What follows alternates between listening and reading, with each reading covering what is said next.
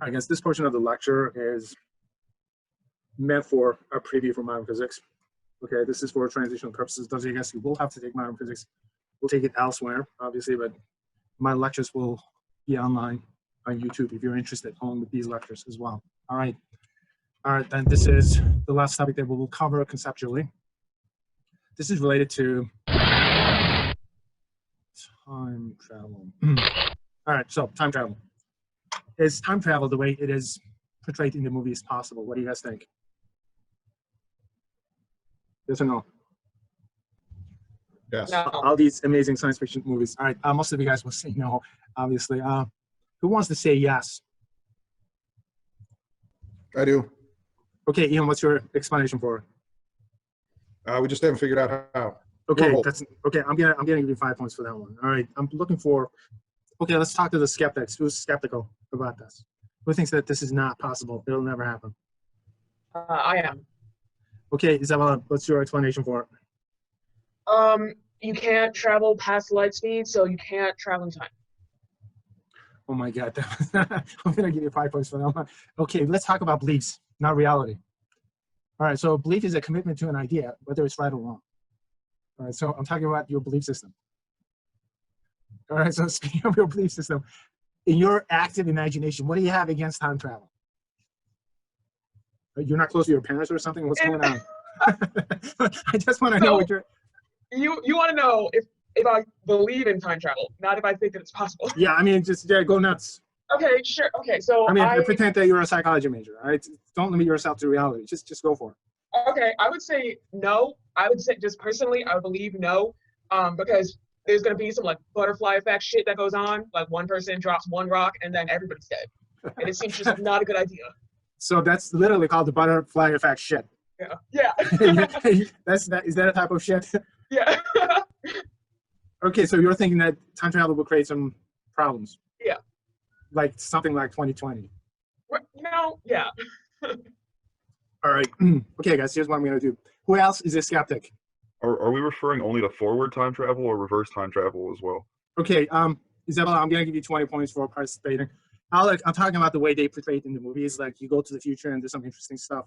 But and then you come back to the present, or you go back to the past and do more interesting stuff, and then you come back to the present. Like the real science fiction type travel. Exactly the same. Yeah, what do you think? I'm not seeing any way that you could ever go back if there was a way to go forwards. Okay, so you're saying you're comfortable as long as it's moving forward, right? Comfortable is a strong word, but I'll be willing to say that there might be a way that could happen. Alec, what's your major? Bioengineering. Okay. All right. So you're not comfortable speculating. Yeah, but I mean, okay. Yeah, that's okay. That's fine. It's not a big deal. You're a bit of a realist. All right. So who else? I think going back in time is obviously fake. I think it's impossible. Okay. So Nathan, you're. Oh my God. You're like, wow, it's impossible. What's your major? Electrical. Electrical. All right. So why did you say it's impossible? It's impossible because if you could go back in time, eventually we'll develop the technology and we would have seen people come back in time already. And that's inevitable. Because we haven't seen that, it's obviously not realistic. Unless they're like hiding themselves. But would people do that forever? Like forever going into the future forever? Probably not. So it's probably bullshit. All right. So if you would see people coming from the future, and how would they be able to convince you that they're from the future? I don't know. Bring some future stuff with them. I don't know. Just what do you want to see before you lock them up? Actually, dude, I know smartphones. They're from aliens, like alien tech from the future, right? That we reverse engineered into smartphones. That's like Transformers. It's fact. All right. So you think you're a skeptic? Yeah, I think we see people time traveling all the time. I will give you 20 points for that one. All right. Who else is a skeptic? Ian is a firm believer. He says that it's a matter of technology. He's very open-minded. Ian, what's your major again? Please don't say civil engineering or something. It's mechanical engineering, I guess. It's just as bad. Okay. I mean, of course you're open-minded. Okay. Oh my God. Who else? Mechanical engineering. All right. Who else is a skeptic? Yeah, I'm a skeptic. Okay, Brandon. What's who else? Okay, so like my idea is that if you have to go back to like the past, you'd have to go quicker than light, and that's just not possible. Oh, you're using reason. I'm not used to that. Isabella did that. What do you believe in? Everything is like, yeah, I gotta talk to my psychologist first, counselor. All right, Brandon, I'm gonna give you 10 points for that one. It didn't go anywhere either. Okay, so let's figure out who the true skeptics are. All right, guys, I'm gonna give you a scenario. I'm gonna make 3 statements, and And if you're a true skeptic, you would know which one is probably a bad assumption. What if time travel were possible? Okay, so I'm not questioning it. Imagine that we have the technology that would allow us to travel 100 years into the future, spend 18 hours there, and be back within the next fraction of a second. All right, so there are 3 statements involved. Okay, we're not questioning the technology. Let's imagine that we have the technology that's going to allow you to travel 100 years into the future, spend 18 hours there, and be back in the next fraction of a second. All right, so out of the 3 statements, the first one, I'm traveling 100 years into the future. Second statement is I'm spending 18 hours there. The third statement is I'm coming back in the next fraction of a second. Would that be possible? Yes or no? So out of the 3 statements, which one sounds really insane? Leaping 100 years into the future, that's statement number 1. Spending 18 hours in the future, that's statement number 2. And being able to come back in the next fraction of a second, that's statement number 3. Which one sounds like, hey, wait a minute, this just doesn't make any sense? All right, so pick and choose. The 18 hours one sounds the least. Okay, Isabella, I got news for you. I didn't want to disappoint you. You're a believer. You believe in time travel, 100%. I can spend 18 hours anywhere. Every single day, I spend more than 18 hours. Right? I can spend 18 hours in the future. I can spend 18 hours in the past. I have done it yesterday. All right. So I don't have a problem with that. So Isabella, I got news for you. You didn't know. Now you do. You're a believer. All right. You believe in time travel. Skeptics would just sniff it out immediately. True skeptics. Going back, the fraction of a second thing doesn't make sense. Yeah, I agree. What is the second one? The what you said, you'd go back in a fraction of a second after. Oh, Alec, I got news for you. You're a believer. The only problem, you're thinking you're spending 18 hours somewhere else and you're back with the next fraction of a second. That's how I vacation. I got news for you. That's how I vacation. By the time you blink, I already spent 18 hours somewhere else. I don't have a problem with that either. That's true time travel for you. All right. Every single person who says something end up missing the point. Guys, traveling 100 years into the future, what's the problem with that? Do you guys notice that you make the assumption that the future exists and happening as we speak? If you wanted to go to Paris, if you had the money and time to do so, can you do that after COVID? Absolutely, right? Because there's a place called Paris that actually exists where people speak gibberish. All right, yes, you can go there. But 100 years from now, do you think 100 years from now is happening just like the way the present is happening? No. Do you think that the past is also happening? Do you think Hitler is still conquering Poland? What do you guys think? No, right? The past is a history. The future is a possibility. All right, future is going to happen, but it's not happening. You get it? So given the fact that the future doesn't exist, the past doesn't exist, can you do time travel into a time that does not exist? Yes or no? No. No. Absolutely not. Now we're on the same page. We wasted like 10 minutes talking about something nonsense. So is time travel possible? No, absolutely not. Is it possible? Not a chance. Is time travel possible? No, no, no, absolutely not, guys. We'll say the skeptics. For you to be able to do time travel, the future, the past, the present all need to exist at the same time. And guess what, guys? According to Einstein's theory of gravity, time is a continuum. What that means, the future, the past, the present all exist at the same time. Ooh. And all of a sudden the question is, wait a minute, does this mean that the future is just as real as the present? Yeah. How about the past? Oh, yeah. All right, all of a sudden life got really interesting. Ian, you're a genius, man. Unfortunately, you're majoring in mechanical engineering.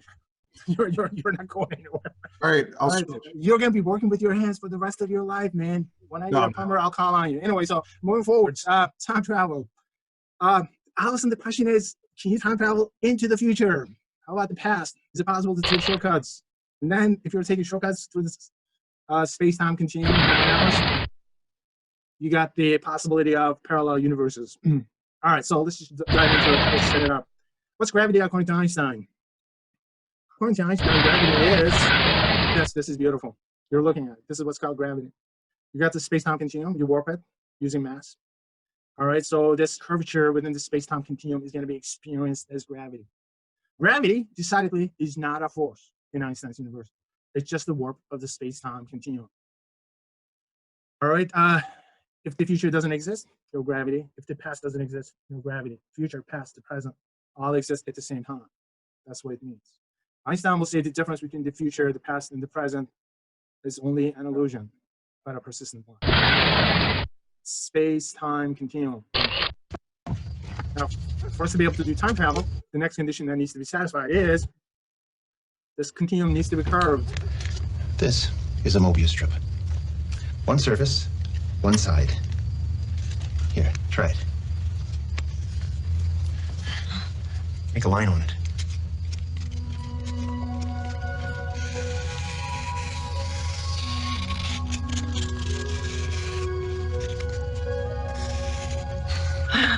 This is wonderful. This is a Mobius strip? Yeah. I'm gonna show him that at school. She was very impressed with that Mobius strip. Space-time continuum, for you to be able to do time travel.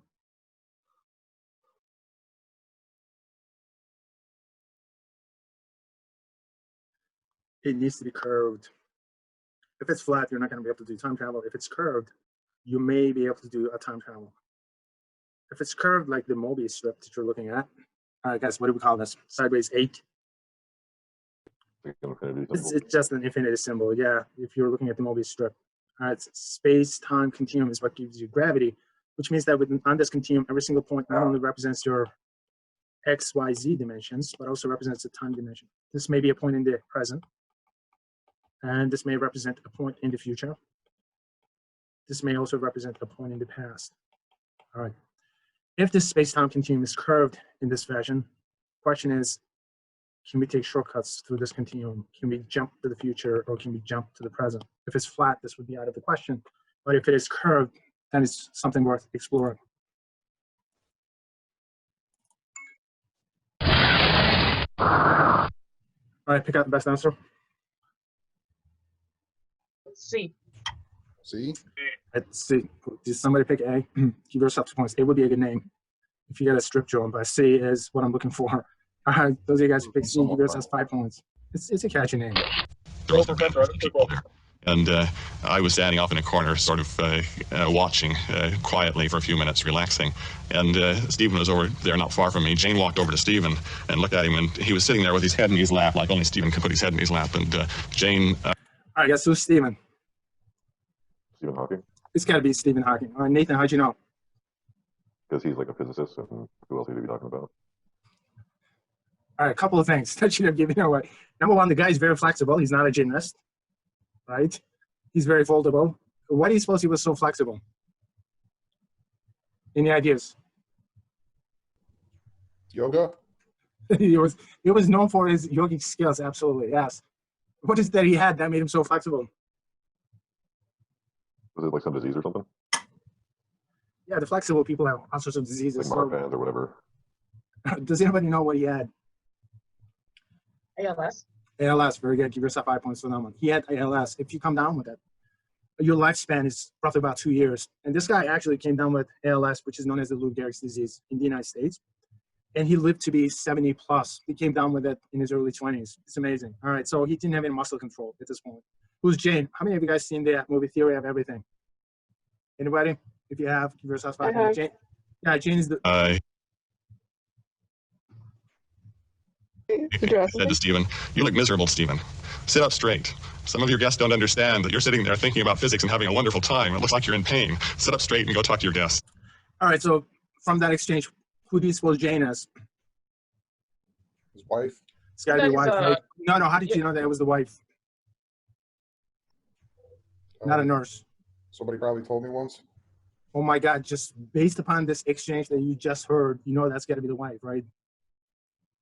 I mean, whenever you're dating someone, you always exaggerate your skills, right? Hey, honey, I'm like James Bond, except 100 times better. I wonder if Stephen Hawking was saying, oh, I can sit up straight, evidently it didn't work out. So the woman seems really, really disappointed. This guy is the one that I want to focus on. His name is Kip Thorne. This guy is just as big in physics circles, if not bigger than Stephen Hawking. In fact, this is the guy who won the Nobel Prize in physics a couple of years back because of the LIGO experiment. The LIGO experiment was the experiment that detected the gravitational waves. All right, and this is the guy who's going to make time travel possible for us. He's a theoretical physicist from Caltech. He's retired now. Here's a picture of him from his hippie days.